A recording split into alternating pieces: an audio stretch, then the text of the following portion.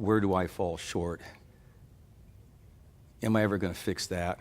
Those kinds of very difficult questions. Do I even want to be here? Those sorts of difficult questions are things you don't learn in leadership classes. You learn those being real quiet, sitting by yourself. I'm trying to watch the time here.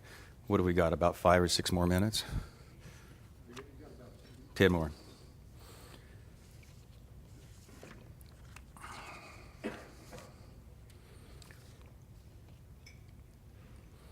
I think another thing that's really important to understand, which again, it took me a long time, is that there's a difference between leadership and management. And leadership is such a amorphous term, and I've come up with a definition of it that helps. It's not the complete definition, but the difference between leadership and management is that managers make rational responses to complexity.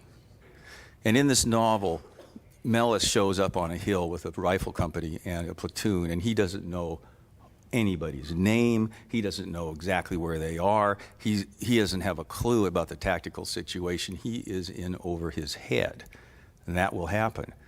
And what he has to do is he has to get this enormous complexity under his control. That's called a manager. A leader is somebody that responds to change. He responds to things that aren't ordinary. The leader responds to what has suddenly happened, because you'll see in this book, they try to make plans all the time. And as soon as the plan is finished, it's changing. Why? Because the enemy is trying to mess it up. It's not like you make a plan and then say, we'll just follow this plan out. You make a plan and then someone on the other side is going, I'm going to mess this plan up. So it's going to be messed up. So the leader is the one that has to react to all those changes. That's not managing complexity. That's managing change. And you'll notice that Blakely, who is the villain, the operations officer, is a wonderful manager. He's good. He gets the helicopters there. He gets things done. But he's not a leader because he doesn't focus on two things: other people going outward instead of inward, and he also isn't focused on change. And I think that those are the two key things that you should think about yourself when you're looking at this difference. And what am I doing now? Now am I managing or am I leading? And you have to do both. You have to do both. But you have to learn when it's time to lead and when it's time to manage. And one of the biggest problems that you see in any organization, and I've run a corporation, is that people will continue to manage when they should be leading. Because it's easier. You do what's in front of you. You've already managed. You already understand the complexity of the situation. Why would you want to have to make big changes? Because you've just finally learned your ropes. Well, let me tell you, the ropes will change all the time. So there was one other thing that I wanted to talk about in the novel that I think is important to understand, is that you're going to be in positions of power. What is power? Power is the ability to reward or punish people. It's that simple. You think about it. If somebody has power over you, it's because they've got something you want, or they can take away something that you've got. It's that simple. And you will be given a lot of power because you're going to be put into positions of leadership where you can, in fact, make it really hard on people and you can reward people. Power is not leadership. And there's an example of leadership in this novel that is done with no power at all. And it's a character named Hawk, who's the executive officer, who is sort of, Hawk means Gawain in Middle Welsh, and he is sort of the true knight of the novel. And he has his company, he's left the company, and the company's gotten surrounded, and they're in terrible trouble, and he's down in the flatlands being the assistant operations officer, the 3 Zulu, as it was called.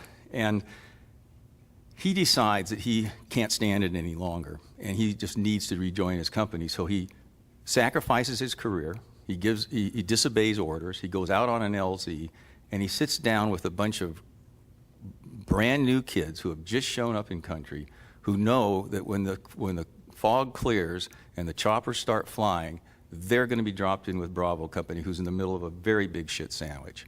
And they're scared. Hawk walks in to this group of people. There's no rank insignia. When you're in combat, there's no rank insignia. And Hawk looked just as disheveled and dirty as anybody else. Who was this guy? But instantly they knew something was going on. He had no authority over them at all, other than, if he told them he was a lieutenant, that would have helped. But, we call it things like command presence. What did Hawk really have? Hawk immediately communicated to these people that he was concerned. He was concerned about them. He could tell that they were scared. He was concerned about the fact that he had to get up on the hill because they were running out of ammunition. And he communicated to them that there was something bigger about what he was all about, which was helping the company on the hill, helping them. He also happened to have a really terrific sense of humor, which is another thing that, believe me, helps a great deal, and perspective. One of the scenes in the novel is when a new lieutenant has to take over his platoon. He takes over this platoon in the middle of, they've just come back from a long operation, and half of them are drunk and half of them are stoned. And this new lieutenant who comes from the Naval Academy is going like, "Oh my God, what do we do here?" And he has to put some perspective on it. If I pull rank here and go with the standard school solution, that may not be the smart thing to do. Maybe we can tighten up the discipline in a few hours. It's that kind of judgment call. And I'm not telling you there are times when you should do it right away, and there are times when you shouldn't. And this gaining of perspective is something. But before you make a move with the rules, like a bam, like that, count to 10 and think, is this the right time to apply it? And that goes back to, what are we trying to do here? Are we trying to enforce the rules, or are we trying to get the mission done? Are we trying to enforce the rules, or are we trying to get these people safer? Sometimes the rules get in the way, and that's part of what Melis learns toward the end of the novel. So I think that we're going to open it up to questions now. And if I could just leave you with what I think is the most important thing, which is the one I started with, is, Socrates. Know yourself. Accept your flaws. Understand that you're human. Understand that you're in a profession unlike any other. Unlike any other. You have got to accept that you're in the business of life and death. And it's serious. And at the same time, you can have a sense of humor about it, and that'll help. So, if we could open up to questions. First one, we give him a hand.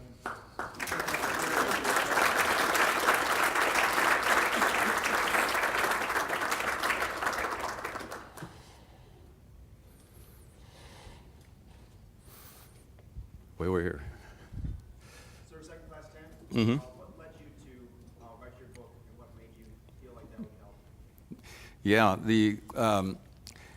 I often wondered that myself. I spent 35 years, trying to get it published. I actually got it written, the first draft, and tried to get that published in 1977, before any of you were born.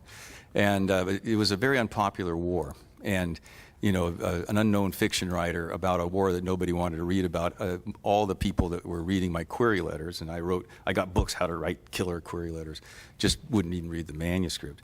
And I put up with that for a long time, and someone had asked me a question just like that, and I realized when that first question was asked what it was. I deal in images. That's what comes to my brain most often.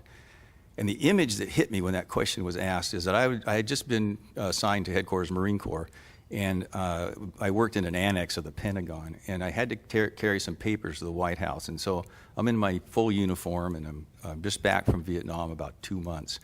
And I'm walking down the street about 2 blocks from the White House. And across the street was a pretty large group of angry students who were waving North Vietnamese flags and Viet Cong flags and shouting obscenities at me, calling me names. And I was stunned. It's our nation's capital. and everybody's walking by, nobody's going to help. And I'm going like, well, you can't run across the